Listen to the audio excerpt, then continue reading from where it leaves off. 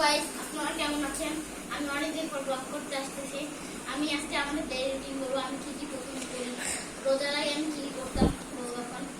প্রথম আমি সকালবেলা উঠি, সকালবেলা 6টার সময় উঠি। 6টার সময় উঠে আমি এক গ্লাস দুধ খাই। আমার ভাইয়া এক গ্লাস গরম পানি খায়। পানি খাওয়ার পর মাদ্রাসায় যাই।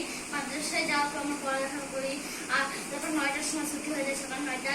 আমরা বাসায় এসে আমি গোসল করে ঘুমায় পড়ি। ঘুমায় পড়ার পর আমার 12টার সময় আবার মাদ্রাসা। 12টার সময় 12টা থেকে 2টা পর্যন্ত শুরু। 12টা থেকে 2টা পর্যন্ত আমার আব্বু আমাকে গিয়ে নিয়ে আসে মাদ্রাসা থেকে। তারপর আমি ভাত খাই, এসে ভাত খেয়ে 3টার সময় মাদ্রাসায় যাওয়ার পর তারপর আমি 2 ঘন্টা ক্লাস করি। ক্লাস করার পর আমাদের ছুটি দিয়ে দেয় বিকালে। তারপর আমি নাস্তা করি।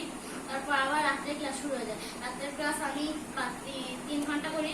3 ঘন্টা করার পর